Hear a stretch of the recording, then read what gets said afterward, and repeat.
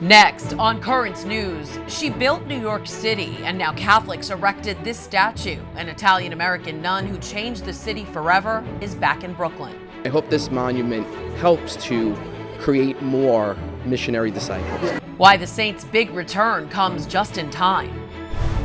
Then, a ticker tape parade is on the books, not for a winning sports team, but for hometown heroes you might call friends. A struggle New Yorkers know well, a checkup on the coronavirus crisis in India. A top cardinal tells us why it's so hard to get people vaccinated. Plus, you can't touch, but bugs can. Why bacteria was allowed all over Michelangelo's masterpieces. The news starts right now.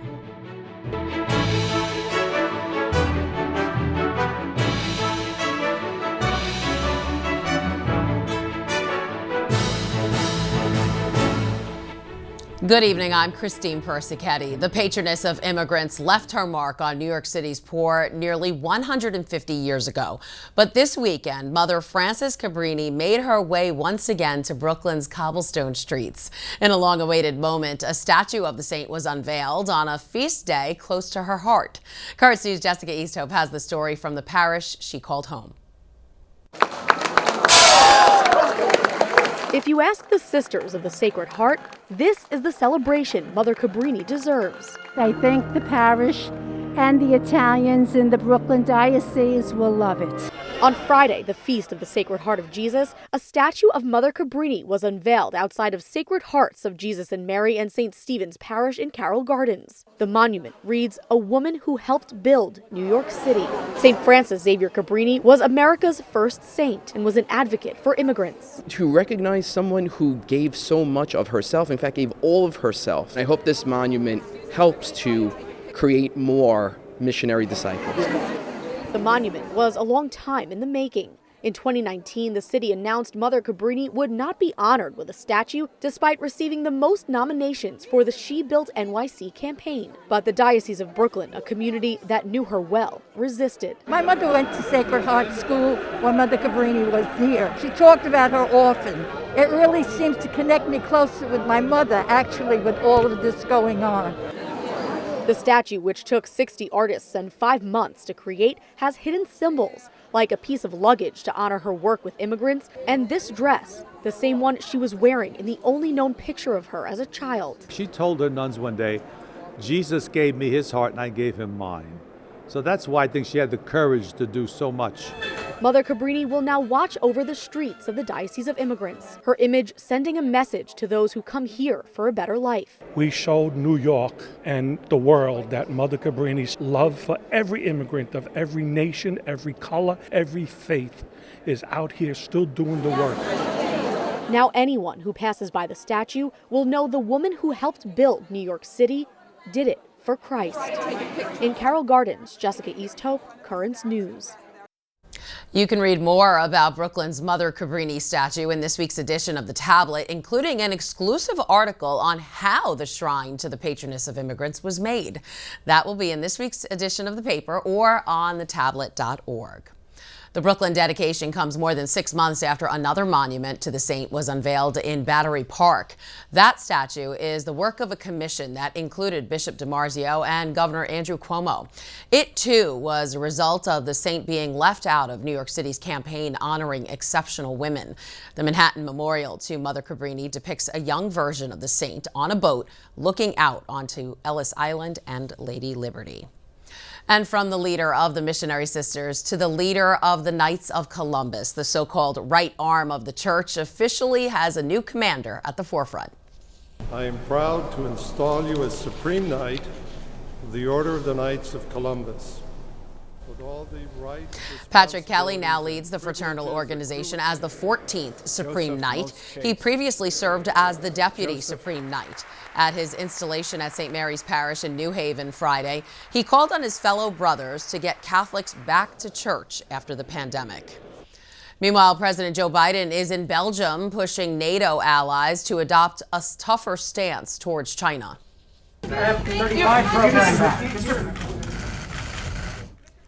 Citing how fast the country is developing nuclear weapons, leaders of the North Atlantic Alliance say China poses a constant security challenge and is working to undermine global order. However, NATO's Secretary General says China's military rivals the alliances and stresses the importance of not starting another Cold War.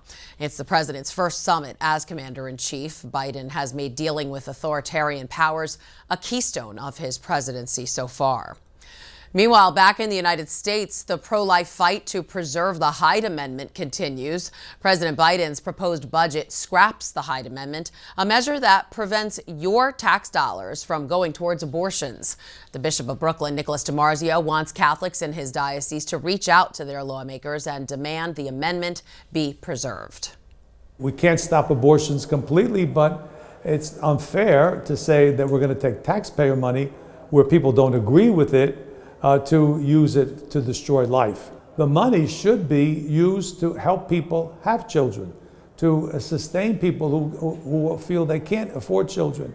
That's the way the money should go, not to destroy life, but to sustain life. And you can help protect the Hyde Amendment and save innocent lives. Just head on over to notaxpayerabortion.com and sign the petition. Again, that's notaxpayerabortion.com. Big changes now to Israel that could have rippling effects across the world. Benjamin Netanyahu, the country's longest-serving leader, is no longer the prime minister. Naftali Bennett was sworn in on Sunday. After 4 elections in 2 years, Bennett's incoming government is breaking a political deadlock and ushering in the most diverse government Israel has ever seen. In his final speech as prime minister, Benjamin Netanyahu lashed out at his rivals. You call yourselves the guardians of democracy, but you are so afraid of democracy that you are ready to pass fascist laws against my candidacy, the language of North Korea and Iran, in order to maintain your regime. Late Sunday night, the man who replaced him, right-wing rival Naftali Bennett, won a crucial confidence vote in Israel's parliament and was sworn in, becoming prime minister. He promised a different kind of politics, one aimed at unity and agreement, not discord and division. Twice in our history, we have lost our national home precisely because the leaders of the generation were not able to sit with one another and compromise. I am proud of the ability to sit together with people with very different views from my own. The 49-year-old high-tech millionaire is Israel's first religious prime minister. His roller coaster political journey has taken him through a series of different political parties on the right. He now leads the most diverse coalition in Israel's history, including the first Arab party ever to join a government. We are not enemies, we are one people. Until the final moment, Netanyahu was working to scuttle Bennett's government and hang on to power, accusing his rivals of the greatest fraud in the country's history. He could not overcome a polarized electorate and the ongoing corruption trial in which he has denied wrongdoing. Netanyahu is now leader of the opposition as he watches Naftali Bennett lead the country into a new era of politics. While Naftali Bennett has long positioned himself to the right of Netanyahu, he will be constrained by his newly formed coalition, which includes parties from the right, left, and center. Here are a few things to know about the 49-year-old father of 4. Bennett is a former ally of Netanyahu and for 2 years served as his chief of staff. He's opposed to Palestinian independence and strongly supports Jewish settlements in the West Bank and East Jerusalem. Bennett is a modern Orthodox Jew and will be Israel's first prime minister who regularly wears a yarmulke, and his parents were born in America. There's a lot more news headed your way, including a ticker tape parade up the Canyon of Heroes. But don't you usually need a sports team to win one of those? This one's for hometown heroes, some you might know. Then a look into the past. We got our hands on some books dating back to the 15th century, the story of our diocese way before it was even created. Then a special interview you'll only see on Currents News. We sit down with India's top cardinal about the fight to save lives.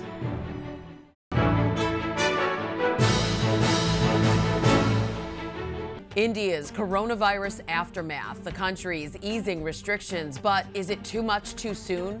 protect yourself for your own sake, but also protect others. He said, please get yourself vaccinated. A top cardinal with a plea for his people, only 3% fully vaccinated. Currents News with the latest on this tragedy in India. After 2 straight weeks of decline, sad news out of New Delhi. COVID-19 fatalities in India saw a 20% rise this week. That percentage was mainly driven up by the nearly 13,000 lives that were backlogged. Experts believe the Indian government's death numbers represent an extremely small fraction of the real figure. Then, on top of the coronavirus crisis, India was hit with 2 cyclones. Catholics in the country have been relying on their faith to get through these hard times. We're joined now by Cardinal Oswald Gracious, president of the Catholic Bishops' Conference of India. And Cardinal, thanks for being here. We just mentioned the death rate in India. Experts are saying the numbers are way off from what's actually being reported, maybe even 6 times higher than what the government has said. Is this causing people to lose faith in the government there? It's a cause for concern. It's really a big cause for concern. I'm not sure whether the government is hiding or the people are hiding, or just because we have a federal system. Also, each state wants to show that it's better than the other states. That's one of the things. So they show. So we are performing better. But the problem is people are dying, and we realize that there are a few more than what was given. But I hope it's not too much. People are once again giving their correct numbers, I hope, and otherwise it's going to be bad for everybody for every year. Right. And now the government is taking over vaccinations with the goal of manufacturing more than 2 billion vaccines by December to hopefully put shots in the arms of most of the 1.3 billion people in India. Right now, according to Our World in Data, less than 4% of people are fully vaccinated. Have you gotten your shot, and what are you telling the faithful? I done my shot because it was done in our hospital, so I began in our hospital, and so I was happy to, and got my second shot also. But I know then we ran short. I think there was a little gross miscalculation of the need and the logistics and the strategies, but we'll overcome.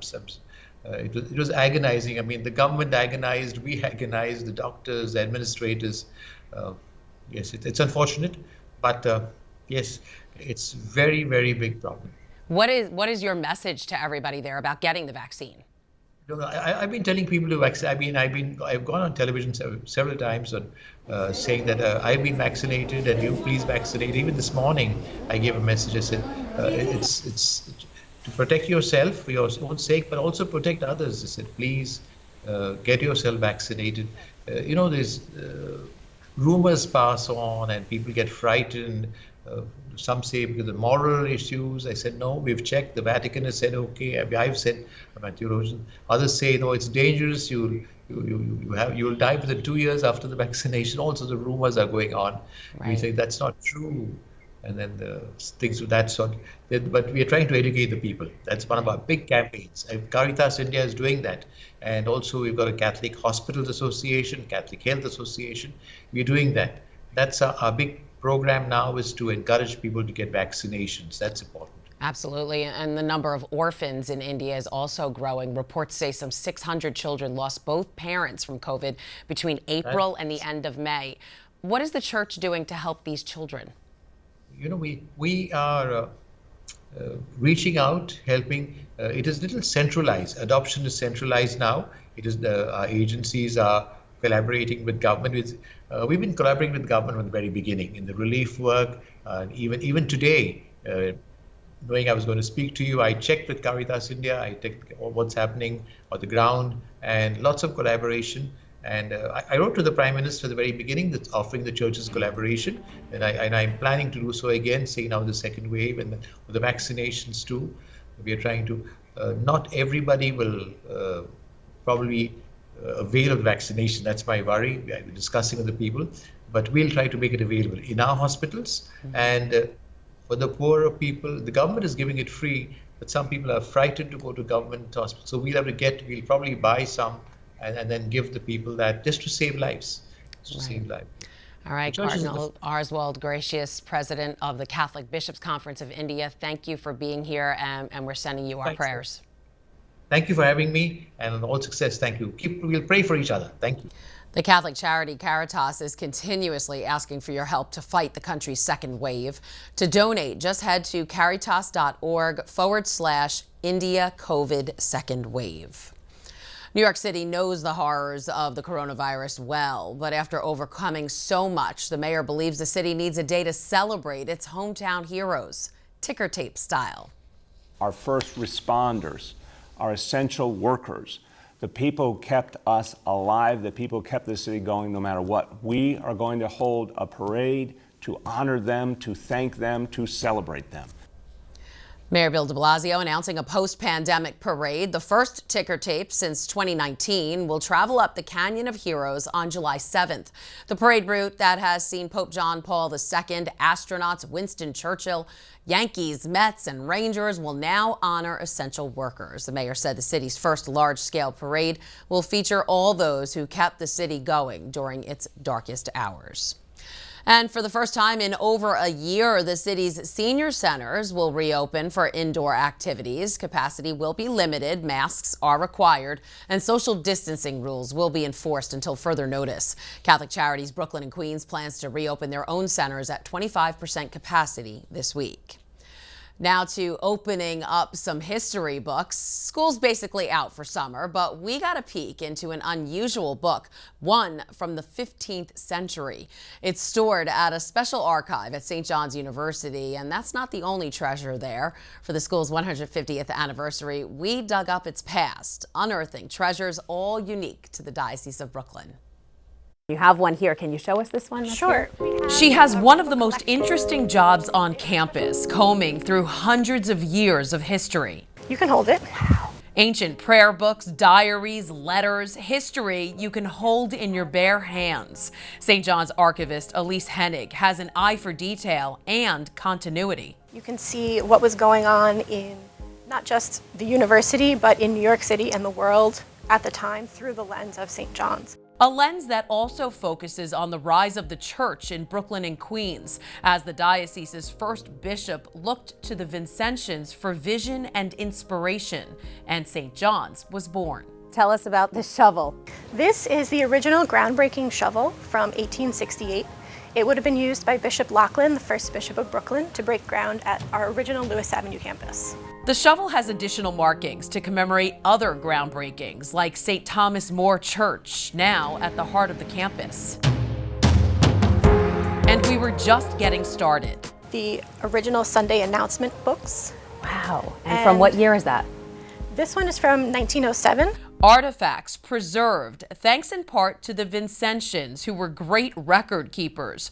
A perfect example, the ledger they call St. John's Diary, that documented their Catholic mission with impeccable penmanship and thorough reporting. The Vincentian fathers kept this diary of the different events going on. So it talks about the groundbreaking and the first day of school in 1870, and it goes on through the 1890s.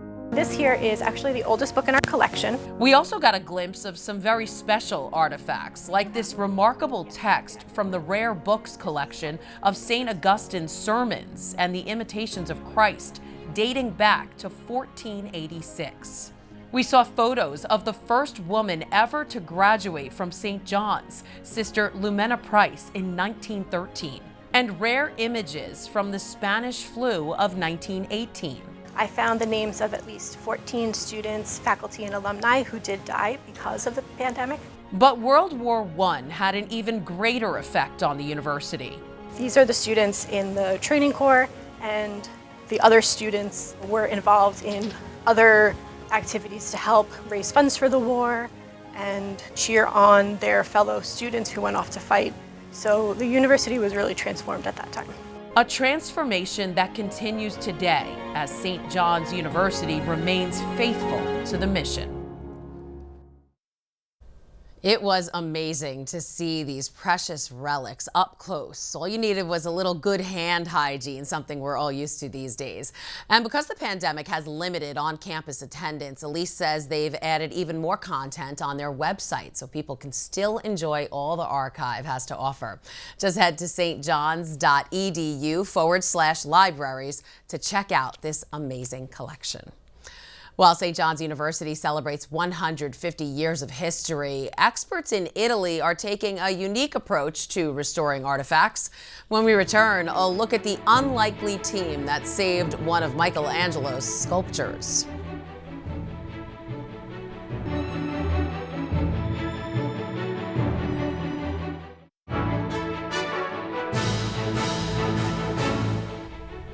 The Medici chapels at the Basilica of San Lorenzo in Florence are adorned with some of Michelangelo's greatest masterpieces. But centuries later, many of the sculptures are stained and discolored. Melissa Corsi has the story of how an all-women team of experts brought in some creepy crawlers to help restore them.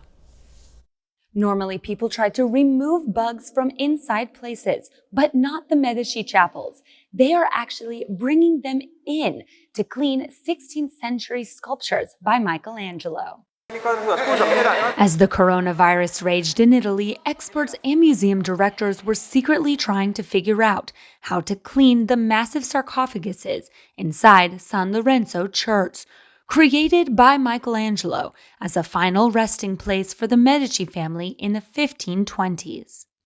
Glue, oil, and phosphates, residue from years of copying the statues, proved hard to remove, but they just happened to be the ideal feast for dirt-eating microbes. Monica Bietti, who came up with the idea, says first scientists had to photograph the Carrara marble to discover its material makeup. Once we understood the type of material, the scientists at the National Research Council in Italy selected multiple bacteria that were compatible and could eat the stains. The scientists tested the 8 bacteria behind the altar. The 3 they chose selectively and gradually eliminated the dirt without touching the marble. They even left a small square to show what it looked like before the bugs had their fill. The mission was a success, the marble once again boasting its clarity, luminosity, and natural beauty. The bacteria did their job wonderfully. We hope that the bacteria will never have to be applied again. Pope Leo X, the first Medici pope, hired Michelangelo to design the mausoleum in 1513. During the cleaning process, it appears the grime was traced back to one improperly buried body, Alessandro Medici.